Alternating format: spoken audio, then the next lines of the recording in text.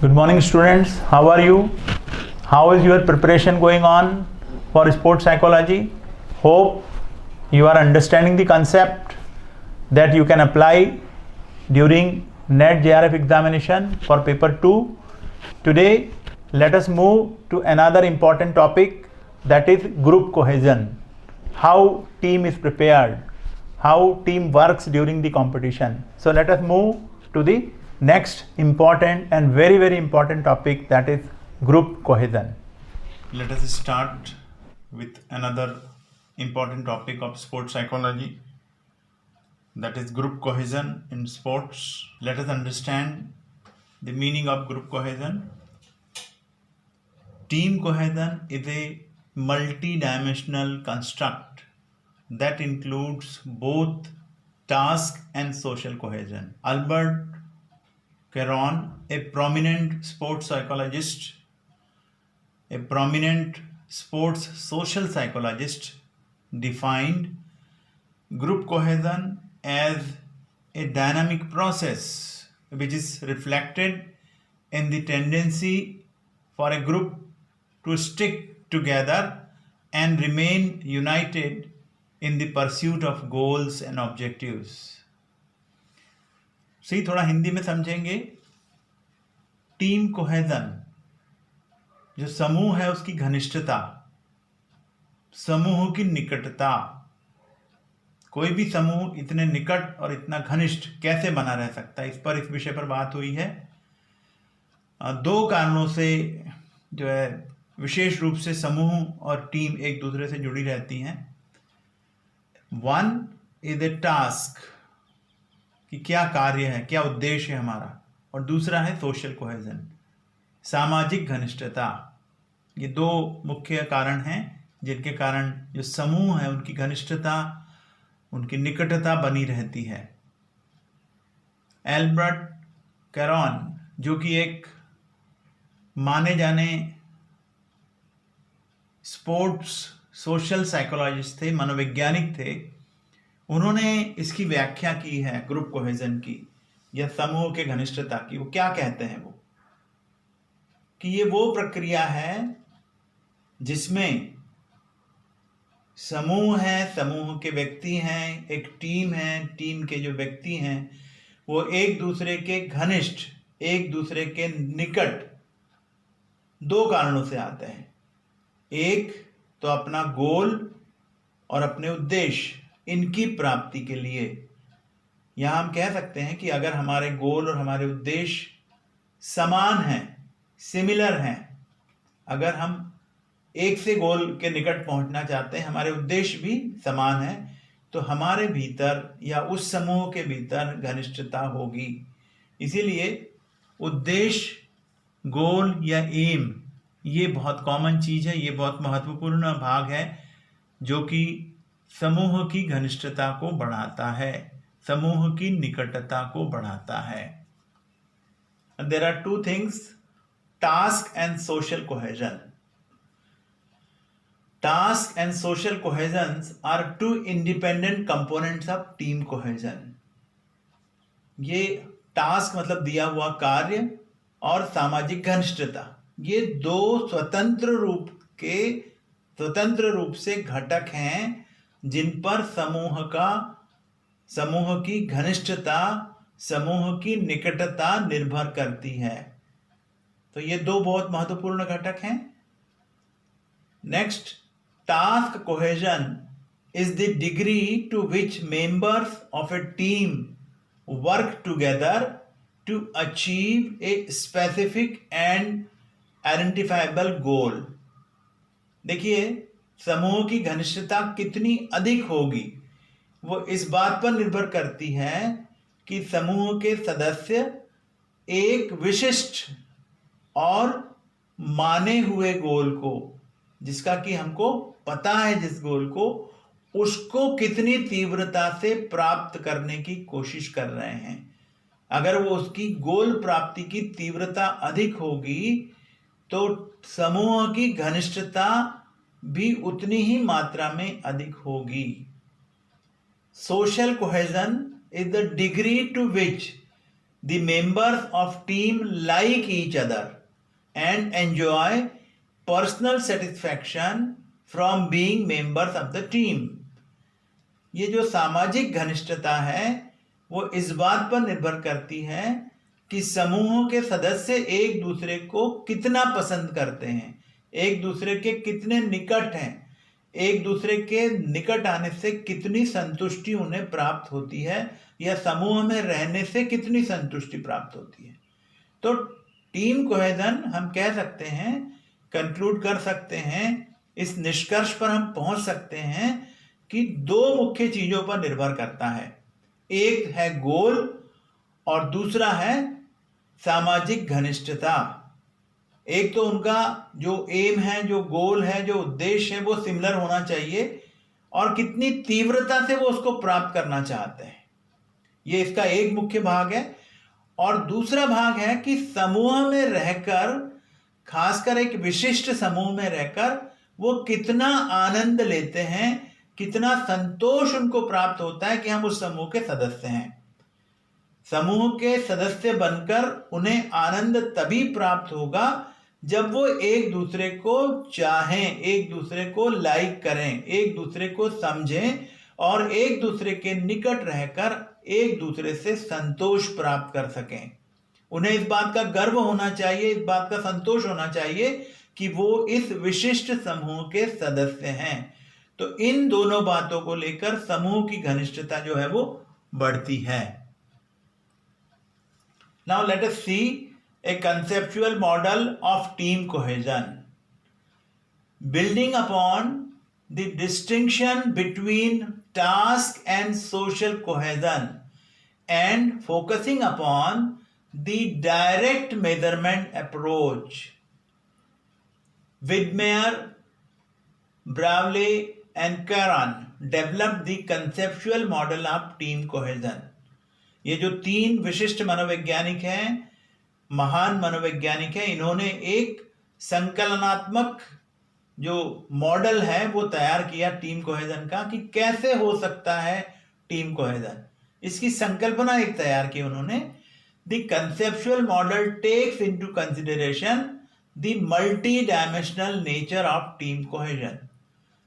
सबसे पहला जो पॉइंट है, जो सबसे महत्वपूर्ण घटक है, उन्होंने कहा कि ये जो संकल्पना है हमारी समूह के घनिष्ठता की, इसके अंदर मल्टी डायमेंशनल मतलब बहुआयामी प्रकृति जो है वो भी एक इंपॉर्टेंट या महत्वपूर्ण घटक होती है. If coach looks a team cohesion from a multi dimensional perspective, it will be easier to understand the positive influence of team cohesion on athletic behavior. अगर कोई कोच है, कोई प्रशिक्षक है, उसको टीम कोहेजन को या समूह की घनिष्ठता को इस बहुआयामी तरीके से, बहुआयामी तरीका है, जो दृष्टिकोण है, उससे अगर वो देखता है तो उसके लिए ये आसान हो जाता है समझने के लिए कि बहुआयामी जो दृष्टिकोण है उसका समूह की घनिष्ठता पर कितना सकारात्मक प्रभाव पड़ता है. तो ये एक उसका गुण होगा, ये एक उसका महत्वपूर्ण घटक होगा जिसको कि कोच ने उस दृष्टिकोण से उसे देखना चाहिए. Social cohesion is a different from task cohesion. सामाजिक घनिष्ठता और कार्य की घनिष्ठता, इन दोनों में अंतर होता है, इन दोनों में भेद होता है. And individual attraction to group is different from group integration. और समूह के प्रति या समूह में व्यक्तियों का अट्रैक्शन, एक दूसरे के समीप आना, एक दूसरे की ओर खिंचाव का दृष्टिकोण रखना, ये ग्रुप इंटीग्रेशन से भिन्न होता है. तो ये बात स्पष्ट की है इन्होंने कि सामाजिक घनिष्ठता is different from task cohesion. तो इन दोनों का अंतर हमें स्पष्ट होना चाहिए. और ये जो टॉपिक आज हमने लिया इस बात पर निर्भर था कि किसी भी समूह में घनिष्ठता किन बातों पर निर्भर करती है. अब हम यहाँ समझने की कोशिश करेंगे कि आखिर समूह की घनिष्ठता का खेलों से क्या संबंध है। देखिए, दो प्रकार के खेल होते हैं। खेलों में दो प्रकार की प्रतियोगिताएं होती हैं। अगर हम टीम की संरचना के दृष्टिकोण से उसे देखें, कैसी होती है? एक ऐसी टीम है जिसमें कि 11 सदस्य और अधिक सदस्य हिस्सा लेते हैं। जैसे एग्जाम्पल के लिए फुटबॉल, एग्जाम्पल के लिए हॉकी। तो एक होता है समूह के साथ पार्टिसिपेशन, मतलब जहां पर टीम गेम की बात होती है। और दूसरे प्रकार के जो खेल होते हैं, दूसरे प्रकार की जो प्रतियोगिता होती है, वहां पर व्यक्तिगत खेलों का प्रदर्शन होता है या खिलाड़ी लोग अपना प्रदर्शन व्यक्तिगत रूप से करते हैं। समूह में खेलों का प्रदर्शन इस बात पर निर्भर करता है कि आपके समूह के जो व्यक्ति हैं, आपके समूह के जो खिलाड़ी हैं, आपकी टीम में जो खिलाड़ी हैं, उनमें कितनी घनिष्ठता है। जैसा कि पहले भी मैंने एक्सप्लेन किया है कि ये घनिष्ठता दो मुख्य बातों पर निर्भर करती है। पहला, इस बात पर निर्भर करती है यदि आपको हमारे टीम का या अपने टीम का उच्च स्तरीय प्रदर्शन चाहिए, तो सबसे पहले उनका उद्देश्य निश्चित होना चाहिए कि हम आखिर इस टीम में किस उद्देश्य से आए हैं।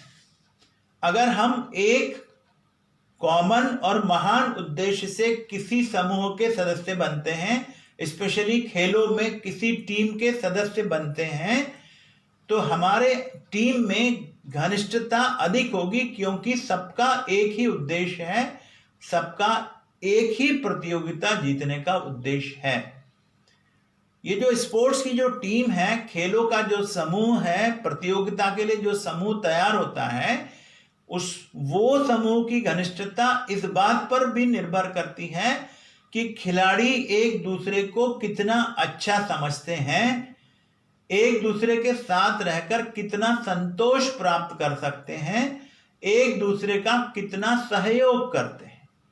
तो ये सभी घटक मिलकर समूह की घनिष्ठता को निश्चित करता है।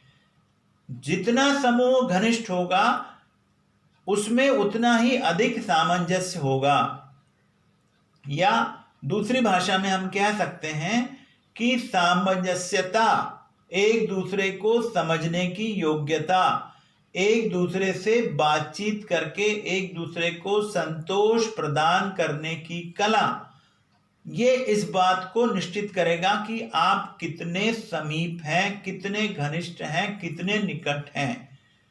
यदि हम एक दूसरे को समझ रहे हैं, खिलाड़ी एक दूसरे को समझ रहे हैं, उनकी गलतियों को और उनकी ताकतों को, दैट मीन्स उनके स्ट्रॉन्ग पॉइंट को और वीक पॉइंट को किस तरीके से हैंडल कर रहे हैं, तो हमारे समूह का, हमारी खेल की जो टीम है, उसका प्रदर्शन जो है वो उच्च स्तरीय होने की संभावना है।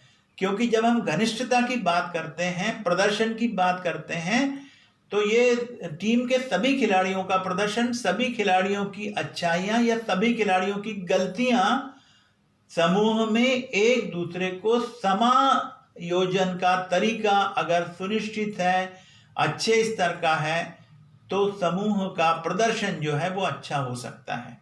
उदाहरण के तौर पर अगर कोई फुटबॉल की टीम है, तो उनमें सामंजस्य भी होना जरूरी है, एक दूसरे को समझना बहुत जरूरी है।